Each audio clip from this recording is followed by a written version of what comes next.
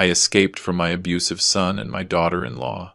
I ran away with nothing, not a single dime in my pocket. When everything seemed lost, I took my late wife's old card, and the bank manager went pale. He shouted, "Sir, quick, look at this!" I froze when I discovered that she had foreseen everything. My name is Henry Sullivan, and I am 68 years old. 3 days ago, I walked out of my own house with nothing but the clothes on my back and an empty wallet. I did not take any money. I did not take any important documents. I did not even take my phone. Just one thing. My wife, Ellen's old bank card, which I had kept in the back of a drawer for 4 years, ever since she left this world. I never thought I would use it. I did not even know if it still worked. But when you reach your limit, when dignity is the only thing you have left, you do things you never imagined. I am going to tell you how I got here. How a man who built an empire from nothing ended up running from his own blood like a criminal. And how my Ellen, from wherever she is, saved me when I needed it most. But first, I need you to understand something. I am not a weak man. I never was. I was born in a small town in rural Kentucky where clean water came twice a week and opportunities never came at all. My father worked in the fields from sunrise to sunset, and still, it was barely enough for bread and beans. I was the oldest of 5 brothers. At 14, I left school because someone had to help. At 18, I came to Chicago with $20 in my pocket and a dream that many called foolish. I wanted to have my own business. I started selling tools at the Sunday flea market, used tools that I bought cheap and repaired myself. I woke up at 4 in the morning to get the best spot. I slept 3 hours a day. I ate cheap meals on the go, but I saved every penny as if it were my last. In 5 years, I gathered enough to open a small hardware store in a modest neighborhood. In 10 years, I already had 3 branches. In 20 years, I owned a chain of hardware stores across the Midwest. It was not luck. It was sacrifice. It was waking up when everyone else was sleeping. It was saying no to parties, to trips, to the luxuries others enjoyed. It was working while my friends rested. It was betting everything, even when fear told me to stop.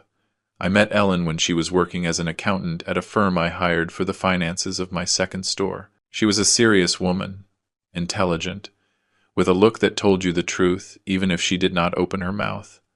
She was not one of those who smiled just to be polite. You had to earn her smiles, and when you did, they were worth gold. It took me 6 months to convince her to go out with me. She said she did not mix work with her personal life, but I am stubborn. I brought her coffee every morning, always with 2 sugars, just the way she liked it. I asked for her opinion on business decisions, not to look good, but because I really cared what she thought. And one day, after a meeting that dragged on until 11 at night, I told her, "Ellen, if you do not have dinner with me right now, I am going to think you are afraid of me." She laughed. It was the first time I saw her laugh for real. We got married a year later. It was a simple wedding, in a small church, with 30 guests. She did not want anything flashy. She said love is not measured by the size of the party, but by the firmness of the promises. And she was right, as always. We had only one son, Richard, and that is where my biggest mistake began. Richard grew up with everything I never had. I gave him the best education, the best private schools, trips abroad, summer camps, piano lessons. I wanted him to lack nothing. I did not want him to feel the hunger I felt. I did not want him to have to work from the age of 14 like I did. I wanted to give him all the opportunities that were denied to me. But there is something I did not understand until it was too late. When you give a child everything without them striving for anything, the only thing you achieve is creating an adult who believes the world owes him everything. Richard never worked in the hardware stores. I wanted him to study, to prepare himself, to be a professional. He studied business administration at a very expensive private university. He finished his degree, but he never practiced. He said the family business was his dad's thing, and that he wanted to find himself. Ellen told him that was fine, that he had to find his own path. I supported him too, although inside I felt a pang of disappointment. Years passed. Richard had jobs that lasted months. He always had an excuse. The boss was an idiot. His coworkers were jealous. The work was boring. And he always ended up asking for money. I gave it to him. Ellen told me not to do it so much, that we were spoiling him. But I did not want him to suffer. I did not want him to go through what I went through. Grave mistake. At 32, Richard met Monica. A pretty woman, yes, but with a cold look that made me uncomfortable from the first day. Ellen noticed it too. One day she told me, "That girl does not love him. She loves what you have." I told her not to be prejudiced, that we barely knew her. But Ellen was right. Ellen was always right. They got married 6 months later. A gigantic wedding that I paid for. 300 guests. Luxury venue. Honeymoon trip to Europe. Richard was happy. Monica was too, but her happiness was different. It was the happiness of someone who just won a bet. They had 2 children, Danny and Valerie, my grandchildren. I loved them from the moment they were born. I thought everything would change with them, that Richard would mature, that he would become responsible. But no, Monica stopped working as soon as Danny was born. Richard did not work either. They lived off what I gave them. And I kept giving to them because I wanted my grandkids to have a good life. Then Ellen got sick. It was pancreatic cancer. Silent, treacherous, brutal. By the time they detected it, it was already advanced. The doctors gave us 6 months. Ellen lasted 11. 11 months of fighting with a courage that still breaks my soul to remember. Richard and Monica came to the hospital the first 2 weeks. After that, the visits became less frequent. They always had excuses. The kids were sick. They had commitments. The traffic was terrible. Ellen never complained. She said she did not want to be a burden. But I saw the pain in her eyes every time she asked for Richard and he did not arrive. The last night Ellen was conscious. She took my hand and said, "Henry, promise me something." I told her anything. "Do not let them do to you what I know they are going to try to do. Do not let them take advantage of you. You have to be stronger than your love for them." I asked her what she was talking about. She just squeezed my hand and closed her eyes. The next day, she was gone. At the funeral, Richard cried more than anyone. Monica cried too, but her tears seemed empty to me. My grandkids were confused, too young to understand that their grandmother would not return. I was broken, completely broken. And the hell began. The first months after Ellen's death were an abyss. The house felt huge and empty. Every corner reminded me of her. Her coffee cup in the cupboard, her books on the nightstand, her perfume that still floated in the closet. I did not know how to go on. The business kept running because I had good managers, but I had lost the will for everything. Richard started visiting me more often. At first, I thought it was because he worried about me. He would say, "Dad, you cannot be alone. Come live with us." I thanked him, but told him I was fine, that I needed my space to process the grief, but he insisted. "Monica, too. Father-in-law, the house is too big for you alone. We will take care of you. The kids need you close." Finally, I accepted. Not because I really wanted to, but because loneliness was killing me. I thought being close to my grandkids would help me heal. I sold the house where I lived for 30 years with Ellen and moved in with them to their house in a wealthy suburb, a house that I had helped them buy, by the way.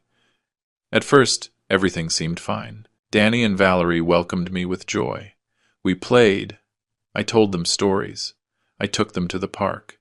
Richard and Monica seemed attentive, but little by little, the changes started. First, it was small things. Monica asked me to give her money for groceries. I gave it to her. Then she asked for money to fix the car. I gave it to her. Then, for the kids' tuition, I gave it to her. They never paid me back. They never gave me explanations of what was spent. And when I asked, Monica looked at me with annoyance and said, "Father-in-law, are you going to mistrust us now?" Then the rules started. I could not use the living room because Monica had just cleaned. I could not cook because I made a mess.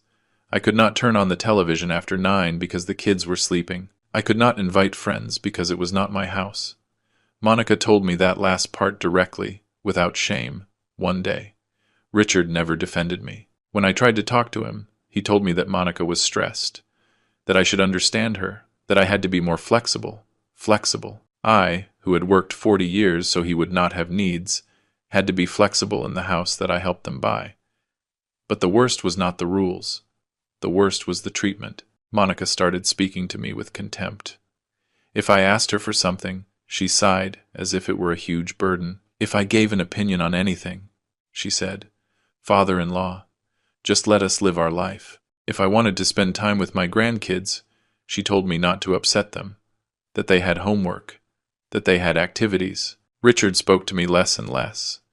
He spent his time on his cell phone or watching television. When I asked him how he was doing, he answered with single words. When I reminded him that we needed to talk about the business, he said later, always later. And the kids started to change too.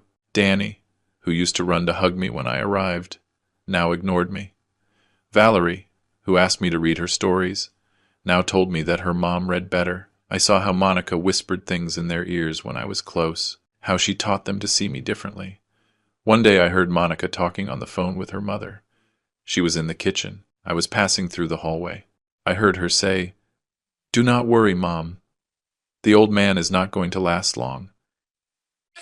And when he is gone, everything of his will be Richard's. Ours." I almost convinced him to sign some papers. I froze. I could not believe what I was hearing. But it was real, very real. That night I tried to talk to Richard. I told him we needed to have a serious conversation. He told me he was tired. I told him it was urgent. He got angry. He shouted at me, "Dad, enough. It is always the same with you, always demanding attention. You are no longer the center of the universe."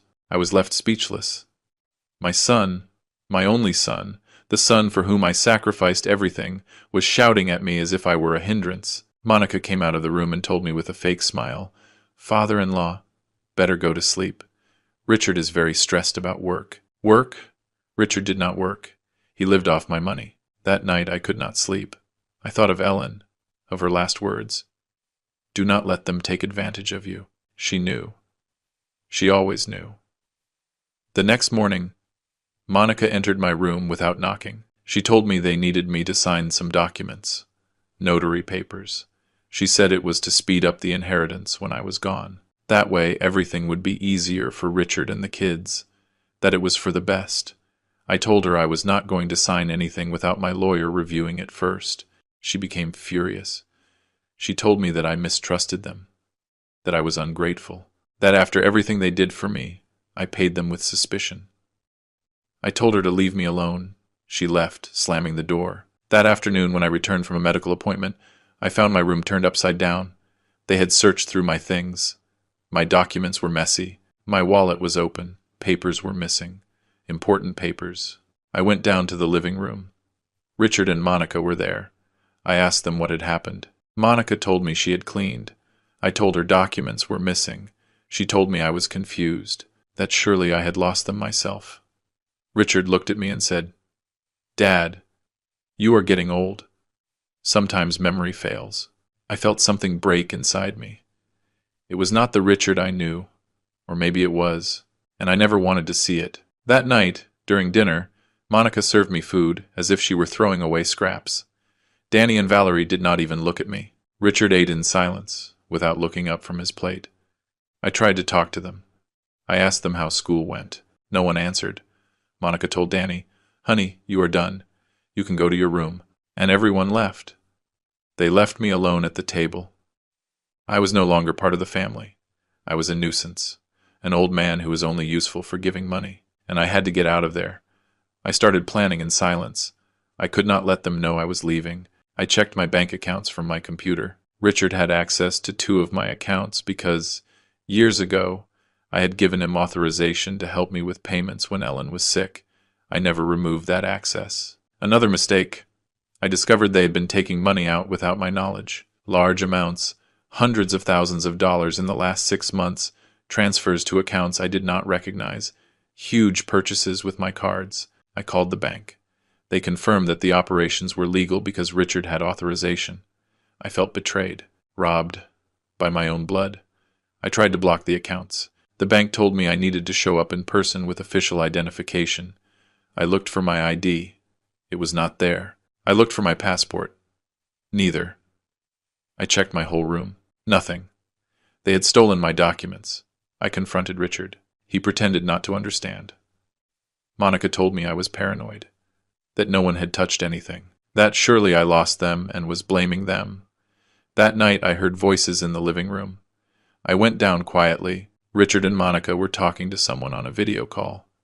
A lawyer, from what I could understand. I heard fragments. Mental incapacity, senile dementia, interdiction asset control. They were planning to declare me incompetent to keep everything.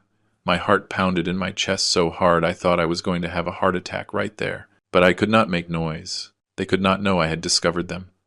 I went up to my room. My hands were shaking. I needed to get out of there. Now. But I had no cash. I had no documents. I had no cards that worked because Richard had blocked them or because they had emptied them. Where would I go? How would I survive? Then I remembered something. Something I had kept and forgotten for 4 years. After Ellen passed away, I kept all her personal things in a box. Her watch, her earrings, her notebooks, her photos, and her wallet. A brown leather wallet she used every day. I never opened it. I couldn't. It was too painful. But that night I took it out from the back of the closet. I opened it with trembling hands. Inside was her ID, a photo of us on vacation, a note I had written to her years ago, and a bank card. It was a debit card from an account Ellen had before we got married. She never closed it. We never talked about that account. I did not even know if it still existed. The card was expired on the printed date, but sometimes banks renew them automatically. Sometimes they keep working if the account is still active. It was my only chance. That early morning, at 4 a.m., when everyone was sleeping, I packed a small backpack with some clothes. I took Ellen's wallet with the card inside, and I left that house without making a noise. I closed the door slowly. I walked down the dark street of the wealthy suburb, not knowing exactly where to go. I had no plan. I had no money. I had nothing but the hope that this old card would serve for something. I walked for 2 hours. I reached the city center. I saw an ATM. My heart was beating so fast I felt it was going to explode. I inserted the card. The screen lit up. Enter your PIN. I did not know the PIN. Ellen never told me. I thought of important dates. I tried our wedding anniversary. Incorrect. I tried Richard's birth date. Incorrect. I tried my birth date. The screen changed. Welcome. I could not believe it. It worked. The card worked. I selected check balance.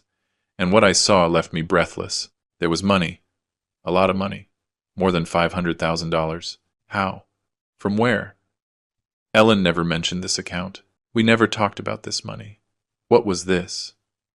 At that moment I did not understand anything, but I took out $100 from the ATM. The money came out.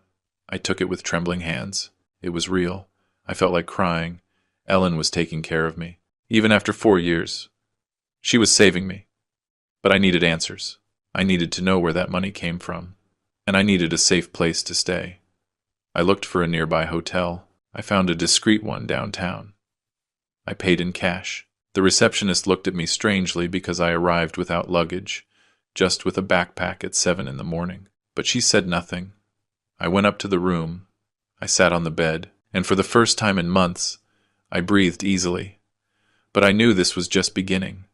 I spent 2 days locked in that hotel, trying to understand what to do. I ate little. I slept less. Every time I heard steps in the hallway, I thought it was Richard, that he had found me, that they were coming for me. I needed to go to the bank. I needed to talk to someone who could explain what that account was. But I was afraid. Afraid that upon presenting myself, they would tell me it was a mistake, that the money was not mine, that they were going to block it. On the 3rd day, I gathered courage. I showered. I put on the most presentable clothes I had in the backpack, and I left the hotel. I searched on the internet for the main branch of Ellen's card bank.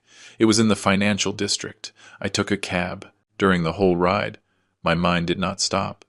What if Richard had already reported my disappearance? What if they were looking for me? What if they invented that I had attacked them or stolen something? Monica was capable of that, and more. I arrived at the bank. It was a large, modern building, full of people. I passed through the glass door and approached a customer service executive. I told her I needed information about an account. She asked for identification.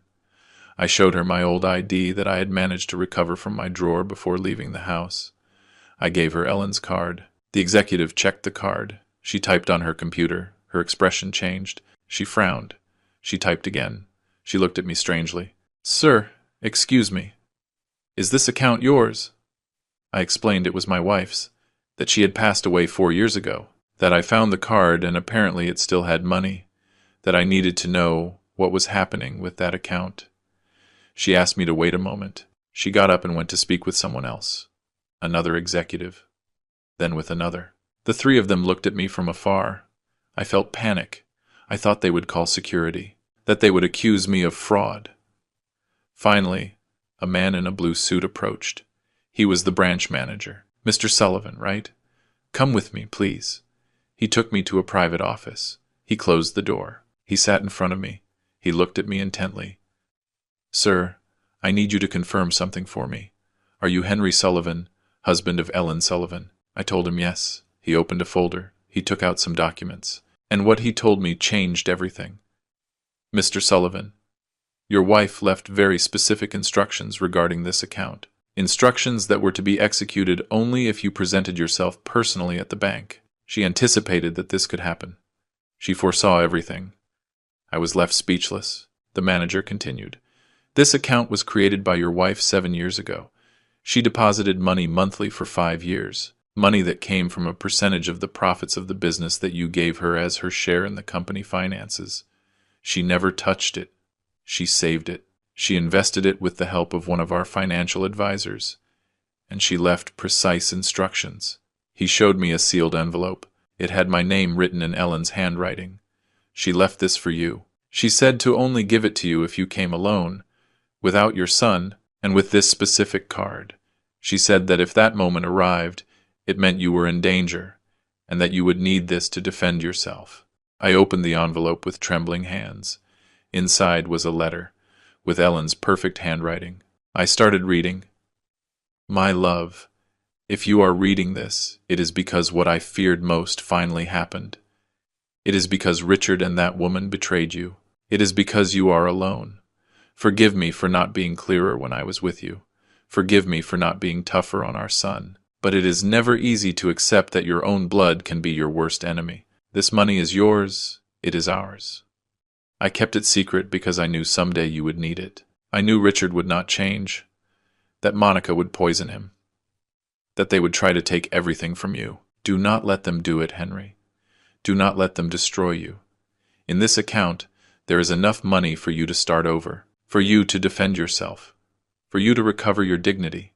Use this money wisely. Hire the best lawyer you can find. Protect your assets.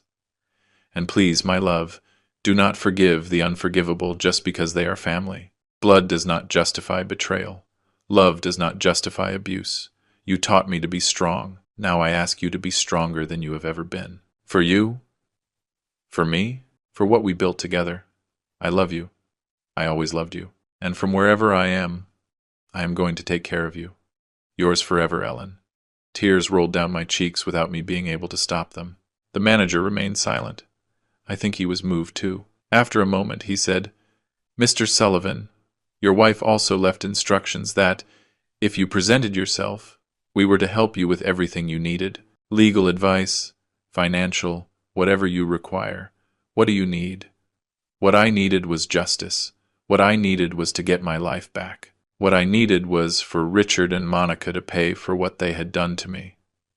And now I had the means to do it. I told the manager, "I need a lawyer, the best one you can get. I need to regain control of my companies. I need to protect my assets. And I need my son to know that his father is not the stupid old man he believes." The manager nodded. He told me he knew a law firm specializing in family and property law. He took out his phone and called right there. He spoke with someone. He explained the situation in general terms. He hung up and told me, "They can see you today at 3 in the afternoon." I accepted. I left the bank with Ellen's letter pressed against my chest. I felt something I had not felt in a long time. Hope and something else. Fury. A cold fury. Calculated. The fury of a man who has nothing left to lose and everything to recover.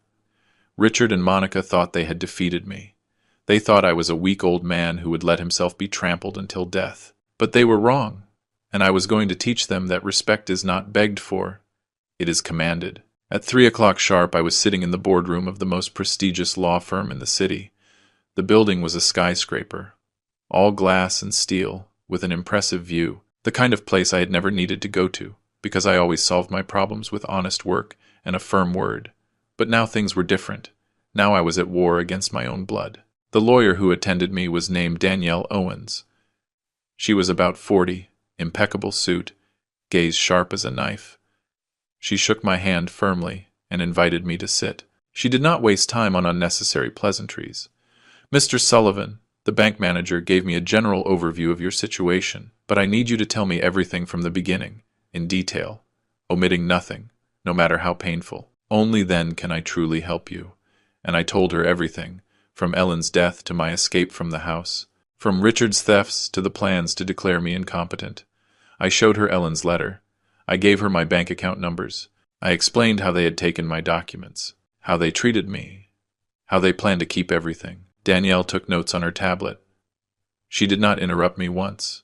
When I finished, she remained silent for a few seconds, as if processing all the information. Then she looked me straight in the eye. "Mr. Sullivan, what you just told me is serious. Very serious. We are talking about fraud, asset abuse, possible fraudulent interdiction plan, and what is legally known as economic and psychological violence. Your son and daughter-in-law could face criminal charges if we decide to go that route." I asked her what she recommended I do. "First, we are going to protect your assets. Today, we are going to revoke all powers of attorney you may have granted to your son. We are going to block the bank accounts where he has access. We are going to freeze any pending operations. We are going to make a complete inventory of your goods and properties to ensure he hasn't sold or transferred anything without your knowledge." I nodded. That was exactly what I needed. "Second, we are going to request certified copies of all your official documents. ID, passport. If they have the originals, we are going to invalidate them and get new ones. You are going to regain total control of your identity." I felt a huge relief. Finally, someone was on my side. "Third, we are going to document everything. All unauthorized transfers, all fraudulent expenses, everything. We are going to build a solid case. And when we are ready, we are going to file a civil lawsuit to recover the money they stole from you. If you want, we can also proceed criminally." I told her yes, that I wanted justice, that I wanted to recover everything they had taken from me. Danielle nodded. "There is something else you need to know. If your son planned to declare you incompetent, he probably already started the legal process. We are going to investigate if there is any interdiction lawsuit against you. If there is, we are going to fight it. We are going to prove that you are in full possession of your mental faculties. We are going to sink that plan before it prospers." She explained that we would need psychological and medical evaluations to prove my mental capacity. She told me she knew the best experts in the country, that I should not worry, that we were going to win this. For the first time in months, I felt that someone was really listening to me, that someone believed me, that someone was going to fight for me. "Mr. Sullivan, this is going to be tough. Your son is going to counterattack. He is going to invent things. He is going to try to make you look like the bad guy in the story. He is going to say you are a cruel father, that you abandoned them, that you are senile. Are you prepared for that?" I held her gaze and said, "Counselor, I built an empire selling nails at a flea market. I worked 18 hours a day for 30 years. I watched the woman of my life die while my son was absent. I am no longer afraid. The only thing I want is for this to end well. For me, not for them." Danielle smiled, a small but genuine smile. "Then we are going to win this." That same afternoon we went to the bank. Danielle brought a notary. In 2 hours we revoked all the powers I had granted to Richard. We canceled his access to my accounts. We blocked the cards he had. We changed passwords. We changed codes. I regained absolute control of my money. The bank manager informed me that in the last 6 months Richard had withdrawn almost $200,000 from my accounts. $200,000. Money that I earned with my sweat and that he spent as if it were water. On what? I did not know, but Danielle said we would find out. I also discovered something disturbing. Richard had tried to request a loan in my name, a mortgage loan for $1 million using one of my properties as collateral. The bank had rejected the application because documents were missing, but the fact that he had tried left me frozen. He was willing to put me in debt without my consent, to sink my assets, all to keep maintaining his luxury life without working. I felt a mixture of sadness and rage. This was not the son I raised. Or maybe he was, and I never wanted to see it. We left the bank and Danielle took me to a private investigator's office. She said we needed to know exactly what Richard had spent my money on. Where had he used it? With whom? We also needed to know if there were more plans against me, if he had spoken to more lawyers, if he had forged documents. The investigator was a serious man, about 50 years old, ex-police detective. He assured me that in a week he would have a full report. I gave him all the information I had: names, addresses, account numbers, dates, everything. When we left there, it was already 8 at night. Danielle asked me where I was staying. I told her at a hotel downtown. She told me it was not a good idea. That if Richard was looking for me, hotels were the first places he would investigate. She recommended a furnished apartment the firm had for clients who needed temporary protection. I accepted without thinking twice. The apartment was in a nice, quiet area. It was small, but comfortable. Safe. Danielle gave me the keys and told me to rest. That tomorrow the hardest part would begin. That night I stayed alone in that unknown apartment, looking at the ceiling, thinking about everything that had happened, thinking about Ellen, about her letter, about how she had seen it all with such clarity while I refused to accept it. I took out the letter and read it again. The words hurt me, but they also gave me strength. Do not forgive the unforgivable just because they are family. She was right. She was always right. I wondered where Richard would be at that moment. If he had noticed my absence, if he even cared. Probably not. Probably he was celebrating, thinking that, finally, he had gotten rid of the annoying old man. But tomorrow, he was going to get a surprise. The next day, at 9 in the morning, Danielle called me. Her voice sounded tense. Mr. Sullivan, I need you to come to my office immediately. We found something. I arrived in 20 minutes. I entered her office and saw she was accompanied by the private investigator. On the table lay a folder full of documents and photographs. Mr. Sullivan, sit down, please, Danielle told me. Her tone was grave. I sat down. The investigator opened the folder. Sir, in less than 24 hours we managed to track your son's movements, and what we found is worse than we imagined. He showed me bank statements. Richard had spent my money on trips abroad. Miami, Las Vegas, resorts, 5-star hotels, expensive restaurants. He had bought a new car, a brand new BMW. He had paid the tuition for an exclusive private school for my grandkids. But he had also spent on designer clothes, jewelry, electronics. But that was not the worst. The investigator showed me some photographs. Richard in an elegant restaurant. But he was not with Monica. He was with another woman, a young woman, about 30 years old. They were kissing, hugging, looking happy. I felt like I was running out of air. There is more, said the investigator. He showed me more photos. Richard entering an apartment in the city with that woman, leaving together. Richard had bought her expensive gifts. With my money, with the money he stole from me. Mr. Sullivan, your son is having an extramarital affair, and he is using the money he took from you to support this woman. He bought her a car. He pays the rent for the apartment. He buys her clothes. She is his mistress. And Monica has no idea, or at least that is how it seems. I was in shock. I could not process all this. Richard was not only stealing from me, he was not only mistreating me, he was also cheating on his wife, the mother of my grandkids, the man in whom I had put all my trust, all my love, all my hope. He was a liar, a thief, and a traitor in every possible sense. Danielle spoke with a firm voice. Mr. Sullivan, this changes everything. Now we have overwhelming evidence of fraud and misuse of your money. We have proof that your son used it for personal ends completely unrelated to the family needs he claimed. This strengthens our lawsuit enormously. I asked if Monica knew anything about this. The investigator said it did not seem so, that Monica was still in the house with the kids, that apparently she lived in her bubble of luxury without realizing her husband was cheating on her. I felt something strange, something I did not expect to feel, a pinch of pity for Monica. She was a snake, yes. She had treated me badly. She had stolen from me. She had poisoned my grandkids against me. But she was also a victim of Richard. She was also being deceived. But my pity did not last long, because the investigator showed me something else. Mr. Sullivan, There is one other thing. We found communications between Monica and her family, specifically with her brother, a guy named George Miller. That man has a criminal record, fraud, extortion. He was in jail 5 years ago, and now he is advising Monica on how to keep your assets. He showed me screenshots of text messages. The investigator had managed to access the cloud backup of one of the phones. The messages were clear. George told Monica how to manipulate me, how to make me sign documents, how to declare me incompetent. He told her that if I did not cooperate, there were other ways to solve the problem. My heart beat uncontrollably. Other ways. What did that mean?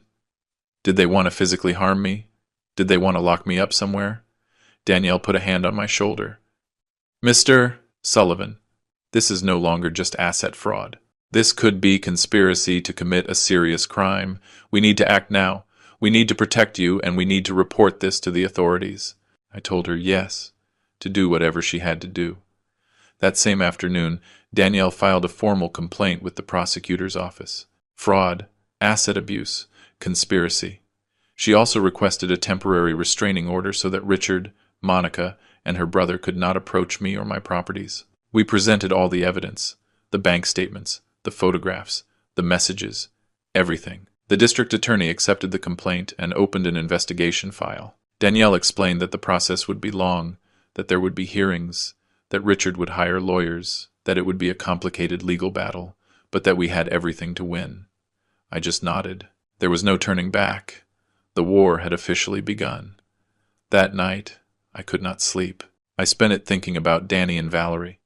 My grandkids, they were not to blame for anything. They were innocent. What was going to happen to them? How was all this going to affect them? Would they hate me? Would they think I was the bad guy? I missed hugging them. I missed their laughter. I missed reading them stories before bed. But Monica and Richard had used them as weapons against me. They had alienated them from me. They had poisoned them. And that, more than the stolen money, more than the mistreatment, more than everything, was what hurt me the most. But I could not let that pain stop me. I had to keep going. For my dignity. For Ellen. For the memory of everything we built together. The next morning, Danielle called me early. Mr. Sullivan, Richard already knows. He already received the notification of the lawsuit, and he is furious. I asked her how she knew. She told me that Richard's lawyer had already communicated with her, that they wanted to negotiate, that Richard was willing to return part of the money if I withdrew the lawsuit. I asked her what she had answered. She told me she had said there was nothing to negotiate, that this would go to the ultimate consequences. But there is something else, Danielle added. Richard says you are a bad father, that you abandoned him emotionally all his life, that you only cared about money and work. That is why he is the way he is. He is trying to flip the narrative, to play the victim. Those words hurt me. They hurt a lot, because there was some truth in them. I did work too much. I did miss important moments of Richard's childhood. I did prioritize the business many times. But I did it for him, to give him a future, to give him opportunities. But did that justify what he had done to me?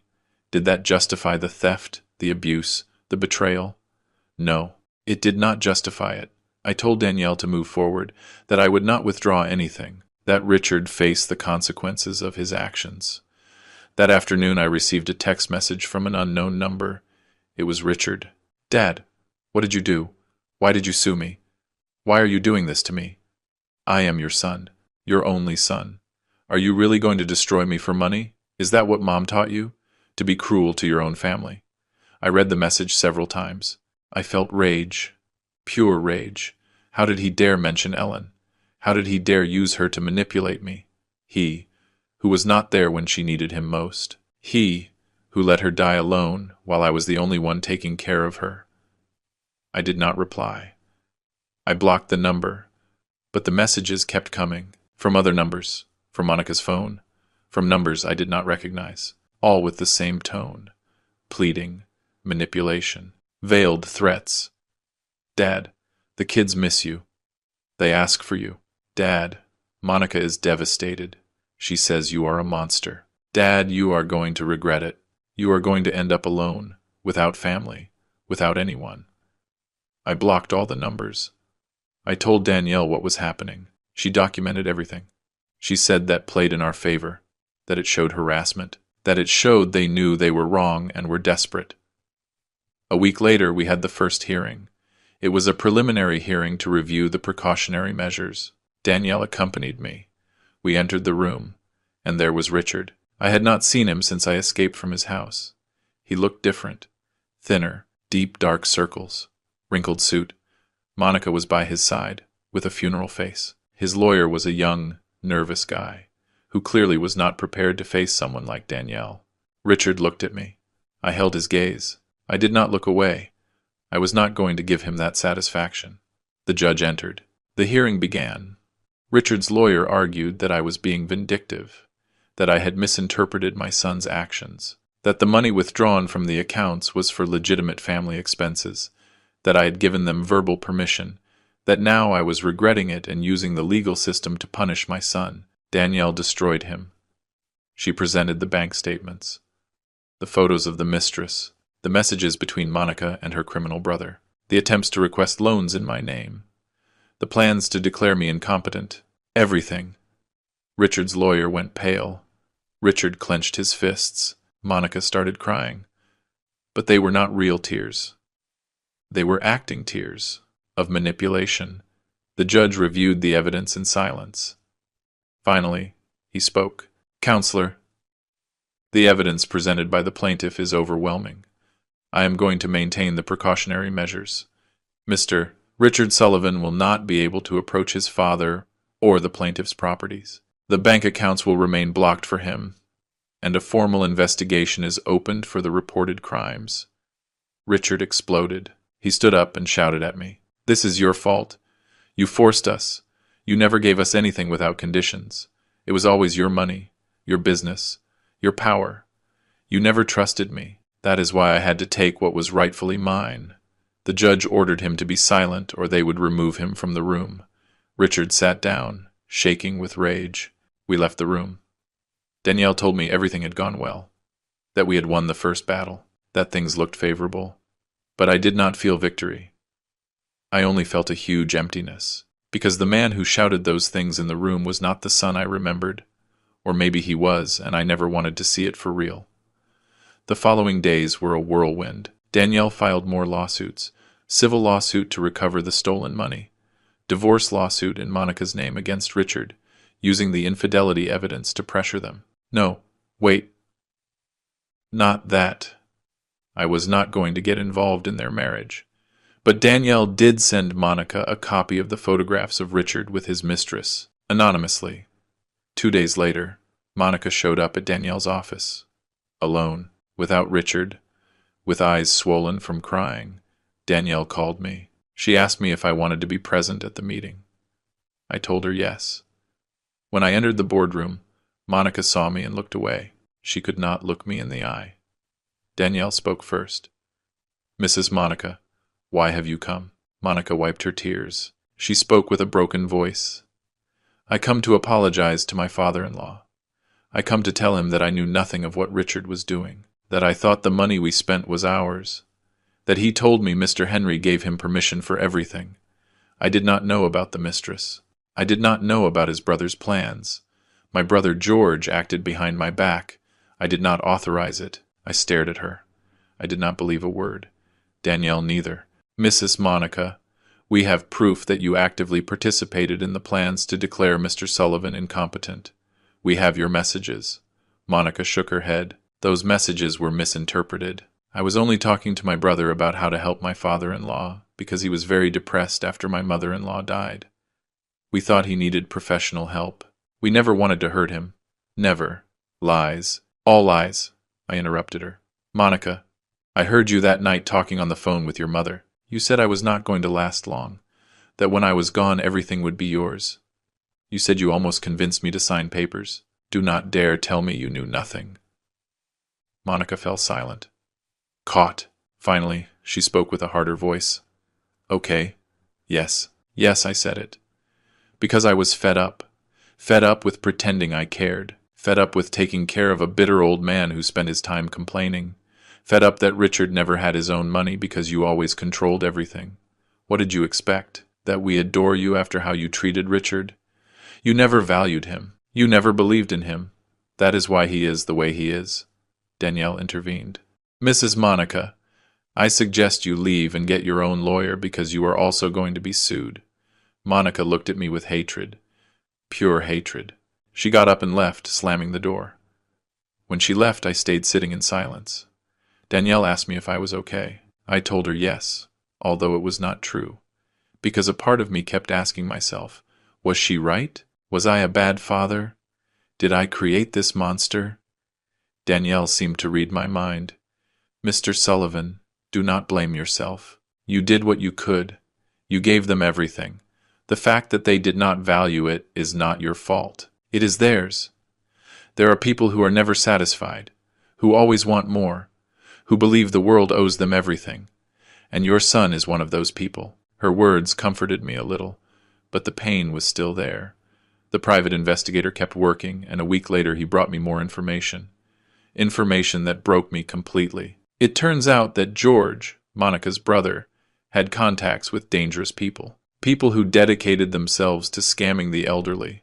His plan was to declare me incompetent, keep my money, and then make me disappear. Take me to a clandestine nursing home where no one could find me, where I would live my last days locked up, medicated, forgotten.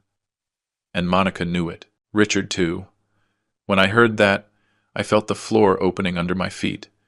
My own son was willing to do that to me, to lock me up like an animal, to steal not only my money, but my freedom, my dignity, my life. Danielle presented this new information to the prosecutor's office. The case became much more serious. Now it was not just fraud. It was attempted illegal deprivation of liberty. It was a crime that could lead Richard, Monica, and George to jail for years. And I, instead of feeling satisfaction, only felt an immense emptiness. Because my son, the boy I carried in my arms, the boy who hugged me and told me I was his hero, had turned into someone capable of destroying me without remorse. Ellen knew it. That is why she left that letter. That is why she prepared me for this, because she saw what I did not want to see. That night, alone in the apartment, I took out an old photo. A photo from when Richard was 5 years old. We were at the park. He was on my shoulders, smiling, with his arms open as if he were flying. I was smiling too. We were happy. At what moment did everything break? At what moment did I lose my son? Or maybe I never really had him. Maybe I only had the illusion of a son, and the reality was this: a man who saw me as an obstacle, as a source of money, as something to eliminate. I put away the photo, and I made a decision. I was not going to stop. I was not going to forgive. I was not going to be weak. I was going to go to the end, even if that meant destroying my own blood, because there was something more important than family, something Ellen taught me and that I had forgotten: dignity. And I was going to recover mine, whatever the cost. The next day I met with Danielle and the full team of lawyers. It was time to go on the offensive. We were no longer just going to defend ourselves. We were going to attack with everything. "Mr. Sullivan," Danielle told me with determination, "it is time to recover what is yours. We are going for your companies, for your properties, and we are going to make sure Richard cannot touch absolutely anything." I asked her what the exact plan was. "First, we are going to completely restructure the ownership of your businesses. We are going to create an armored trust where you are the only beneficiary. Then we are going to remove Richard from any role he has in the companies, even symbolic. And finally, we are going to change your will." That last part hit me hard. Changing my will meant accepting that Richard was no longer my heir, that my grandkids would not receive anything either. It was a final decision. No turning back. "Mr. Sullivan," Danielle continued, "you are not obligated to leave anything to someone who betrayed you. The law allows you to disinherit for serious causes, and you have all the causes in the world: mistreatment, fraud, attempted deprivation of liberty. A judge would validate your decision without problem." I took a deep breath. I thought about Danny and Valerie. They were not to blame, but their parents were raising them to be the same, to see me as a bank, not as a grandfather, not as family. "There is another option," Danielle added. "You can create a trust for your grandkids that they can only access when they turn 25, and with conditions: that they finish a university degree." that they work, that they demonstrate responsibility. That way, you protect your assets, but you also give them a chance to be different from their parents. I liked that.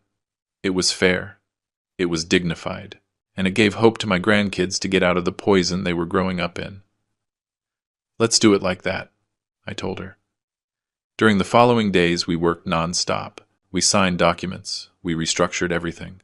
The notary witnessed every step. Danielle made sure everything was legal, solid, unassailable. Richard had no idea what we were doing. He was still in his bubble, hiring mediocre lawyers, inventing excuses, trying to play the victim on social media. Yes, because now he had decided to take everything public. One day they sent me screenshots. Richard had posted a long letter on Facebook. My father abandoned me emotionally all my life. He only cared about money. Now that I asked him for financial help for my children, he sued me. He accuses me of horrible things. He is trying to destroy his own family. I ask you to pray for him. He is sick. He is old. He does not know what he is doing. The post had hundreds of comments. Some supported Richard. Others questioned him. Some insulted me without knowing me. It was a media circus. Danielle advised me not to respond. Silence is power. You do not need to defend yourself on social media. You defend yourself in court, with evidence, with facts. Let him sink alone with his lies. She was right, but it hurt. It hurt to see how my son defamed me publicly, how he invented a narrative where he was the victim and I the villain. But there was no turning back. 2 weeks later, the key day arrived. The final hearing to determine if the criminal process against Richard, Monica, and George proceeded. We arrived early at the courthouse. Danielle carried 3 huge folders full of evidence. I carried the weight of 68 years of life and the sadness of a betrayed father. We entered the room. Richard was already there. Monica too. And for the first time I saw George, her brother, a guy about 40 with an unfriendly face, tattoos on his arms, cloudy gaze. That was the guy who had planned to lock me up in a clandestine nursing home. The judge entered. She was a serious woman, about 55, with a reputation for being tough but fair. The hearing began. The prosecutor presented the case. He read all the crimes: fraud, asset abuse, conspiracy for illegal deprivation of liberty, forgery of documents. The evidence was presented one by one: the bank statements, the photographs, the messages, the testimonies of the bank employees, the psychological expert reports proving I was in full possession of my mental faculties. Richard's lawyer tried to argue that everything was a misunderstanding, that I had given verbal permissions, that there was no proof of criminal intent. Danielle destroyed him. She showed the messages where Monica and George planned to take me to a nursing home. She showed the millionaire transfers Richard made to his mistress's accounts. She showed the attempts to request fraudulent loans in my name. Your Honor, Danielle said with a firm voice, we are facing a clear case of asset and psychological violence against an elderly adult. Mr. Henry Sullivan was a victim of systematic abuse by his own son, his daughter-in-law, and her brother. They planned to strip him of his assets, his freedom, and his dignity, and they would have succeeded if Mr. Sullivan had not had the courage to escape and report it. The judge reviewed everything in silence. Finally, she spoke. I have reviewed the evidence presented, and it is overwhelming. Hello. I'm delighted to assist you with our voice services. Choose a voice that resonates with you, and let's begin our creative audio journey together. Hello. I'm delighted to assist you with our voice services. Choose a voice that resonates with you, and let's begin our creative audio journey together. Danny, your dad made mistakes, serious mistakes, and now he has to face the consequences. But you are bad, Grandpa. Mom says you are bad, that you want to take everything from us, that because of you we are going to lose the house. I felt my heart breaking. Danny, listen to me well. I have never wanted to hurt you. I only want to recover what is mine, what I worked for all my life. Your parents made wrong decisions. I am only defending myself. Why don't you come to the house, Grandpa? I miss you. Valerie misses you too. Tears rolled down my cheeks. I miss you too, son. Very much, but now I cannot go. Do you not love us anymore? I love you more than anything in the world. Never forget it. Never. The call cut off. I stayed with the phone in my hand, crying like I had not cried since Ellen's death. My grandkids missed me, but their parents were using them. They were manipulating them, and I could not do anything to protect them from that. Or maybe I could. The next morning I called Danielle. I told her I wanted to do something else. Something that perhaps was crazy, but that I felt I had to do. I want to request temporary custody of my grandkids. Danielle remained silent for a few seconds. Mr. Sullivan, that is very complicated. The parents would have to be declared unfit, and although we have proof that they are bad people, that does not automatically mean they are bad parents before the law. But we can try, right? We can, but it will be another battle, another war. Are you sure you want to keep fighting? I thought about Danny, about Valerie, about how they called me Grandpa with affection when they were little, about how they hugged me, about how they trusted me. I am sure. And so began the next phase of my fight. Because I was not fighting just for money. I was fighting for dignity, for justice, and to save my grandkids from becoming what their parents already were, even if that cost me everything. The following months were the most difficult of my life. The legal battle for the custody of my grandkids turned into something brutal. Richard and Monica hired the best lawyers they could pay with the little money they had left. They accused me of everything, of being an absent grandfather, of wanting revenge, of using the children as a weapon. But Danielle did not give up. We presented evidence of Richard's emotional instability, of his lies, of his infidelity, of the toxic environment in which Danny and Valerie lived. We asked for psychological evaluations for everyone. We asked that the children be heard by the judge. And finally, the day of the definitive hearing arrived. The judge listened to the testimonies, spoke with Danny and Valerie in private. The children told him the truth, that they missed their grandfather, that their parents fought all the time, that they heard shouting, that they were afraid. When the judge returned to the room, his expression was serious. I have made a decision. I am not going to grant full custody to Mr. Sullivan because the children need stability and such a drastic change is not convenient. But I am going to grant a broad visitation regime. Mr. Sullivan will be able to see his grandkids every weekend, and Mr. Richard and Monica must submit to mandatory family therapy. It was not everything I wanted, but it was a start. It was an open door. Richard left the room furious. Monica was crying, but I, for the first time in months, felt peace, because I was going to get my grandkids back, little by little, with patience, with love. The first weekend that Danny and Valerie visited me was magical. I took them to the park, we ate ice cream, we played. I told them stories of their grandmother Ellen. I showed them photos. I explained to them, with words they could understand, that adults sometimes make mistakes, that I had made mistakes, that their parents had made mistakes, but that true love is not erased. Are you not mad at Dad anymore? Valerie asked me. I am disappointed, very disappointed, but you are not to blame for anything, and I am always going to be here for you, always. Danny hugged me tight. I love you, Grandpa. I love you too, son, more than you imagine. That night, when I returned them to their house, Richard opened the door, looked at me with resentment, but said nothing, only took the kids by the hand and closed the door. Maybe someday we could talk. Maybe someday he would understand. Or maybe not. Maybe that door had closed forever, but I was no longer going to beg him. I was no longer going to chase him. I had done everything possible, and now it was his turn to decide what kind of man he wanted to be. 6 months later, all the stolen money was returned. Richard had to sell the BMW, had to sell jewelry, had to borrow, but he paid. The justice had spoken. The criminal process continued its course. It would probably last years, but I was no longer pending on every hearing. I had recovered my peace, my dignity, my life. One afternoon, while reviewing papers in my new apartment, I found something I had not seen before.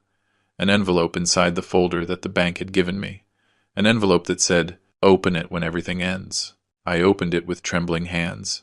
It was another letter from Ellen. My love, if you are reading this, it is because you survived, because you fought, because you remained firm. I am so proud of you. I know it hurt. I know it was difficult, but it was necessary. You needed to remember who you are, a strong, dignified, unbreakable man. Do not let pain embitter you. Do not let betrayal destroy you. Forgive, but do not forget. Love, but with limits. And always remember, family is not who shares your blood, but who respects your soul. I love you, and wherever you are, I am always going to take care of you. Yours forever, Ellen. I cried. I cried like I had not cried in all this time. But they were not tears of sadness. They were tears of liberation. Ellen was right. I had survived. I had recovered my dignity, and now I could live in peace. Today, a year after all this, my life is different. I live alone in a comfortable apartment. I manage my businesses with the help of reliable managers. I see my grandkids every weekend, and they are better, happier, freer. Richard and I do not speak. Maybe someday we will, maybe not. But I no longer live expecting his repentance. I no longer live expecting his love, because I understood something fundamental. You cannot force anyone to value you, and you do not have to stay where you are not respected.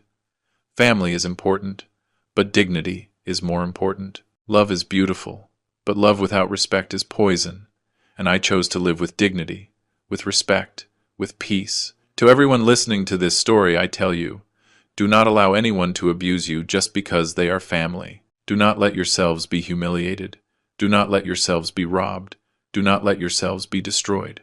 Blood does not justify mistreatment. Kinship does not justify betrayal. Defend your dignity, even if it hurts, even if it costs, even if you end up alone. Because in the end, the only thing we take from this world is our dignity, and that no one can take from us, only we can hand it over. I almost handed it over, but Ellen saved me.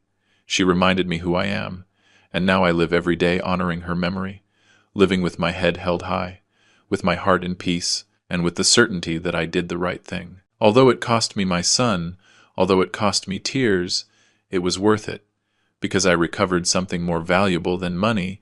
I recovered my soul. Thank you for listening to my story. If anyone else is going through something similar, I want you to know that you are not alone, that you have the right to defend yourself, that you have the right to live with dignity. Do not give up. Justice is slow, but it arrives, and inner peace, although it costs to get it, is the most valuable thing that exists. If this story made you reflect, share it. Maybe someone else needs to hear it. Until next time, and God bless you.